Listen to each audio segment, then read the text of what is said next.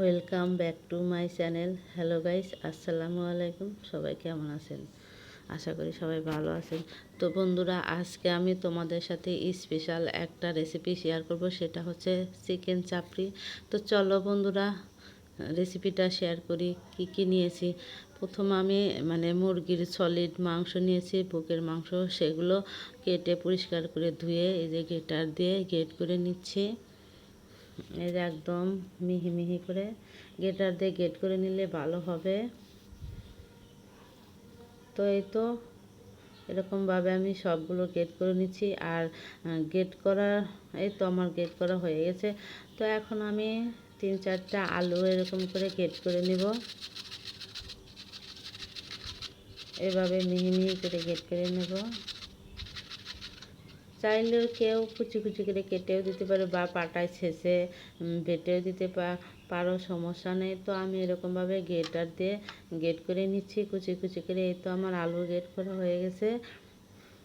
তো এই যে আমার মুরগির মাংসটাও গ্রেট করা হয়েছে। এটা এখন আমি মুরগির মাংস আর আলু, গ্রেট করা আলু আমি ভালো করে একটু মাখিয়ে নিচ্ছি যাতে সব ভালো করে মাখে যায়। তারপরে এখন আমি কিছুটা পরিমাণ ময়দা দিয়ে দিচ্ছি, 2-3 চামচের মতো পরিমাণ আমি বেসন দিয়ে দিচ্ছি। তারপর কাঁচা লঙ্কা বাটা, পেঁয়াজ কুচি,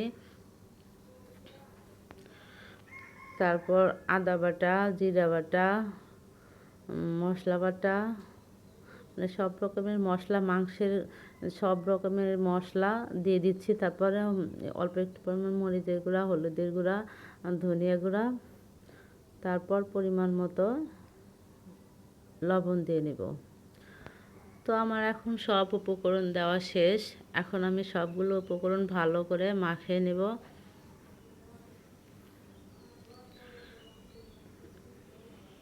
ভালোভাবে মাখিয়ে নিচ্ছি। এই তো দেখতে পাচ্ছেন আমার ডোটা ঠিক এমন হয়েছে, কোনো পানি অ্যাড করা যাবে না। এগুলো দিয়েই হয়ে যাবে। আলু থেকে বা মাংস থেকে যে অল্প অল্প পরিমাণ একটু রস আছে বা পানি আছে, সেগুলো দিয়েই হয়ে যাবে।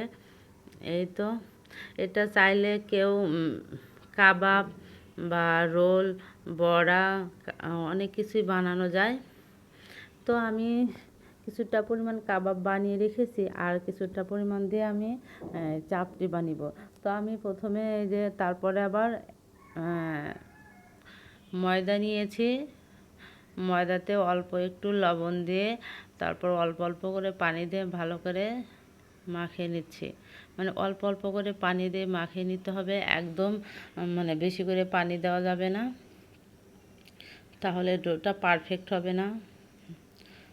আমি মগে করে নিয়ে অল্প অল্প একটু করে করে পানি দিয়ে নিচ্ছি। আমরা চাপড়ি খাই যেমন, ঠিক ওরকমভাবে ডোটা তৈরি করব। এই তো হয়ে গেছে ডোটা। আর এখন আমি যে ডোটা বানিয়ে রেখেছিলাম, কিমাটা করেছিলাম মাংসের ও আলুর কিমাটা, সেই কিমা থেকে আমি অর্ধেক পরিমাণ দিয়ে দিচ্ছি। আর অর্ধেকটা দিয়ে আমি কাবাব বানিয়েছি বা বড়া বানিয়েছি, যেটাই বলেন না কেন, কাবাব বড়া হলেই হলো। তো এখন আমি এই ময়দার ডো দিয়ে আর মাংসের কিমা দিয়ে ভালো করে মাখিয়ে নেব। এই তো আমার ডোটা পারফেক্ট হয়ে গেছে। এখন ভাজার পালা। তো আমি মাটির চুলায় কড়াই বসিয়ে তেল গরম করতে দিয়েছি। যখন একটু গরম হয়ে আসে তখন আমি ডোটা দিয়ে দিচ্ছি। দিয়ে হাতে একটু অল্প একটু পানি নিয়ে এমন এমন করে যে চেপে চেপে গোল করে রুটির মতো করে আমি বেলে দিচ্ছি, হাত দিয়ে চেপে চেপে। এই তো এখন আমি ভাজে নিব। তো এটাকে জাল কিন্তু একদম জোরে দেওয়া যাবে না, লো আছে মিটি মিটি করে জাল দিয়ে মুচমুচে করে ভাজতে হবে। তো আমার এক পাশ হয়ে আসছে, এখন আমি অন্য পাশ উল্টে দিয়েছি।